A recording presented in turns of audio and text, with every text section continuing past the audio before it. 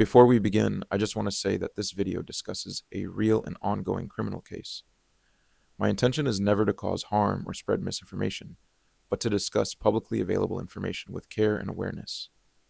As this is an active and developing case, details may continue to change as investigations and legal proceedings move forward.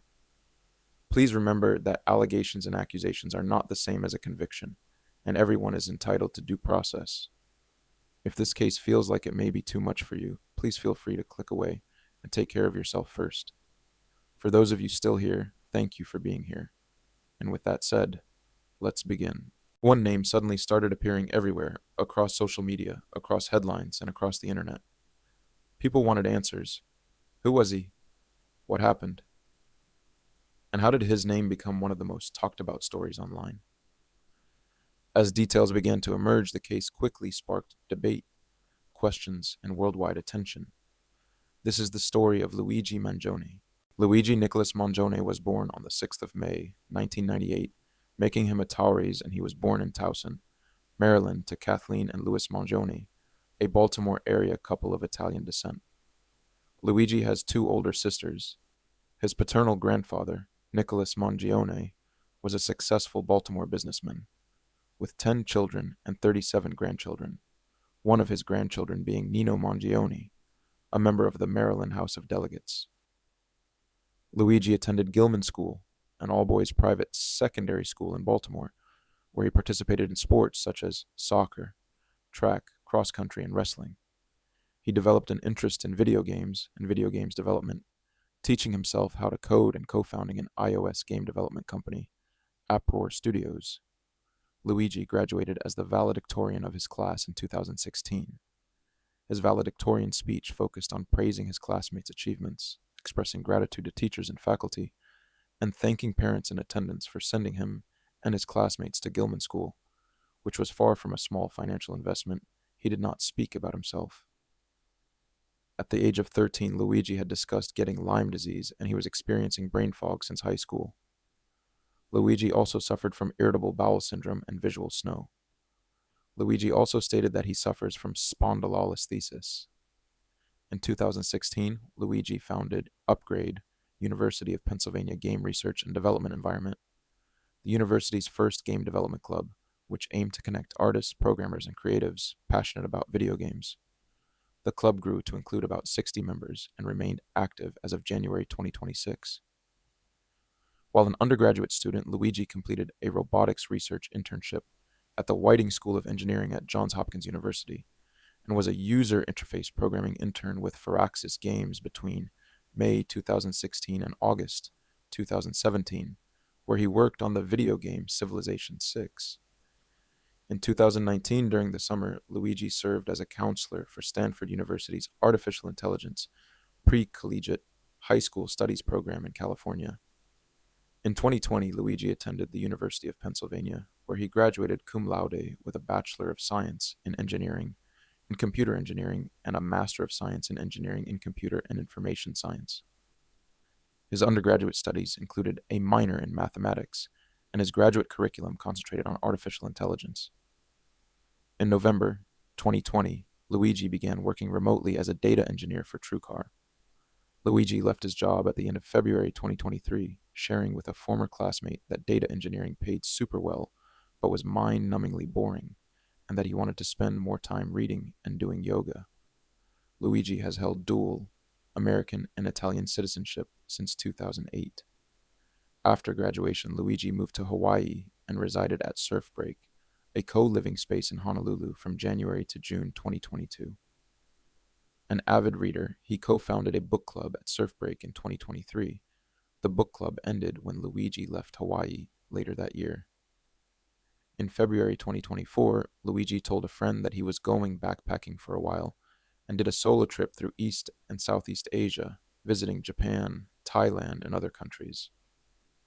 While he was living in Hawaii, his back pain worsened due to a surfing mishap, and he had expressed concerns to others about the pain.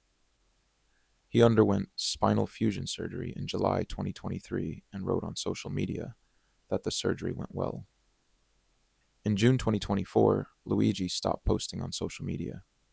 His family members reached out to his past friends for help in tracking him down, but were unsuccessful. In November 2024, his mother reported him missing to the San Francisco Police Department. She stated that the family had not heard from him since July.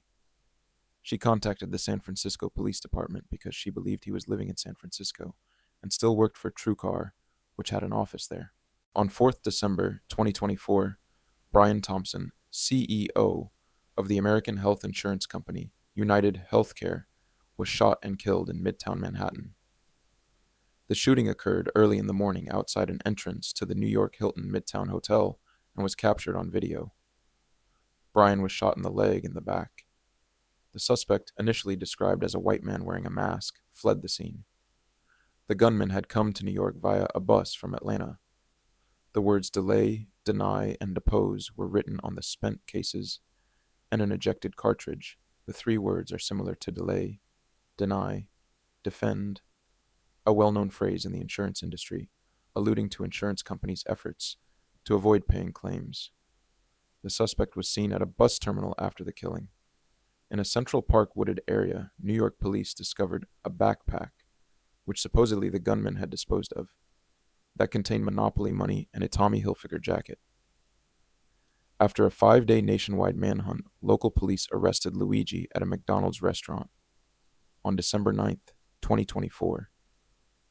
The police responded to a call an employee made after a customer noticed similarities between Luigi's appearance and images of Brian's alleged killer released by the New York Police Department. The police reported that Luigi was visibly nervous when asked if he had recently visited New York City, and during testimony when asked how he knew that Luigi was nervous. The arresting police officer said, "I saw his fingers shaking a little bit." Eventually, at approximately 10 a.m., the police arrested Luigi for forgery and false identification to law enforcement. He was searched, handcuffed, and transported back to Altoona Police Department station. Luigi's backpack was also searched. After officers found a gun magazine inside the backpack, they decided to take everything back to the police station. On the body-worn camera footage, Fox is shown placing a large McDonald's bag full of evidence, including Luigi's laptop, into the trunk of his SUV. Wasser takes the backpack with her. Both officers turned off their body-worn cameras when leaving the McDonald's. There is no video footage for 11 minutes. Wasser testified that she and her partner pulled over on the way to the police station so he could give her the McDonald's bag. At the police station, upon searching Luigi's backpack again, police found a 3D printed gun, a 3D printed suppressor, and a fake driver's license from New Jersey, bearing the name Mark Rosario. Reportedly, a man who checked into a Manhattan hostel in late November used an ID with the same name. Police later reported that shell casings found at the crime scene matched the gun found on Luigi. The police also said that when they arrested him, they found a 262-word handwritten document, which many media outlets characterized as a manifesto, partly about the American healthcare system. According to NYPD Commissioner Jessica Tisch, the handwritten document spoke to Luigi's motivation and mindset. Journalist Ken Klippenstein published a transcription of the document police said was found on him. Police confirmed that the transcription was authentic. Luigi had no prior criminal record.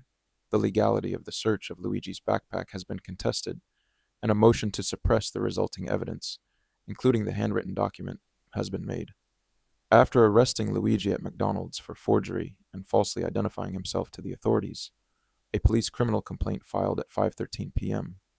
The same day added charges of carrying a gun without a license, tampering with records or identification, and possessing instruments of crime. Luigi was arraigned at the Blair County Courthouse at 6:30 p.m. and was denied bail. Luigi was then transferred to the State Correctional Institution at Huntingdon, a close-security state correctional facility in Huntingdon County, Pennsylvania. On the day of his arrest, December 9th, 2024, NYPD officers and prosecutors from the Manhattan District Attorney's Office traveled to Altoona, PA, to question Luigi. Later that day, Manhattan prosecutors issued an arrest warrant charging Luigi with second-degree murder, 3 counts of illegal weapons possession, and forgery. The next day, December 10th, 2024, as he was led into the courthouse for another hearing, Luigi shouted at the press gathered there. Your coverage of this event is completely out of touch and an insult to the intelligence of the American people and their lived experience. On December 17th, 2024, the Manhattan District Attorney's Office indicted Luigi on 11 New York State charges: 1 count of first-degree murder in furtherance of terrorism, 2 counts of second-degree murder, one of which as a killing in the act of terrorism, 2 counts of second-degree criminal possession of a weapon, 4 counts of third-degree criminal possession of a weapon, 1 count of fourth-degree criminal possession of a weapon, 1 count of second-degree criminal possession of a forged instrument. Luigi was extradited to New York City on December 19th, 2024. The same day, federal prosecutors issued a complaint charging Luigi with 4 federal crimes, including 1 count of murder through the use of a firearm, a death penalty eligible charge. On December 23rd, he was arraigned in the New York Supreme Court and pleaded not guilty to his state charges. During his second presidency, U.S. President Donald Trump signed an executive order that requires the death penalty to be used wherever possible. U.S. Attorney General Pam Bondi announced on April 1st, 2025, that because of the president's directive, prosecutors would seek the death penalty in Luigi's federal case. On April 17th, 2025, he was formally indicted on 4 federal charges: 1 count of murder with a firearm, 1 count of another firearms offense, 2 counts of stalking. The indictment charged that Luigi had crossed state lines in order to stalk and kill Brian Thompson. On April 25th, he was arraigned in the Thurgood Marshall United States Courthouse and pleaded not guilty to his federal charges.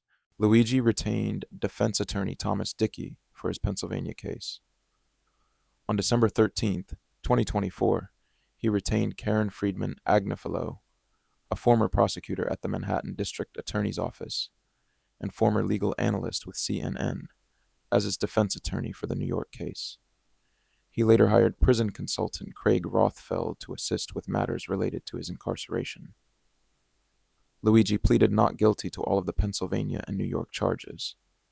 After the United States Department of Justice announced their intent to seek the death penalty in April, his New York defense team requested that the judge block the Justice Department from pursuing the death penalty, arguing that the decision was a publicity stunt and consistent with the new culture of the highest levels of the Justice Department, one that values personal will over process, publicity over discretion, and partisan politics over justice. By December 13th, 2024, crowdfunding platform GoFundMe had removed fundraisers created to support Luigi due to the site's terms of service prohibiting fundraisers for the legal defense of violent crimes. A GiveSendGo fundraiser has remained live and, as of January 2026, has raised over $1.4 million. Donors have cited the politicization of the case, the potential use of the death penalty, due process, and frustrations with the healthcare system as reasons for their donations. Karen Friedman Agnifilo told Newsweek that Mangione is aware of the fund and very much appreciates the outpouring of support, and plans on utilizing it to fight all 3 of the unprecedented cases against him. On February 14th, 2025, Luigi's New York defense team launched a website dedicated to providing updates on his prosecutions due to the extraordinary volume of inquiries and outpouring of support.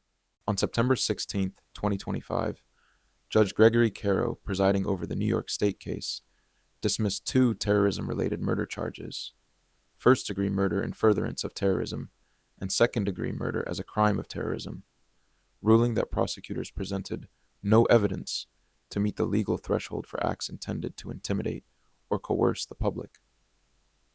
Pretrial suppression hearings for the New York State case began on December 1st, 2025, and lasted 3 weeks until December 18th, 2025. In body camera footage played at the hearing, officers involved in Luigi's arrest were heard arguing over the necessity of a warrant to search Luigi's alleged bag. Luigi's defense sought to exclude a gun and notebook from being shown to jurors at trial because police obtained them without a warrant.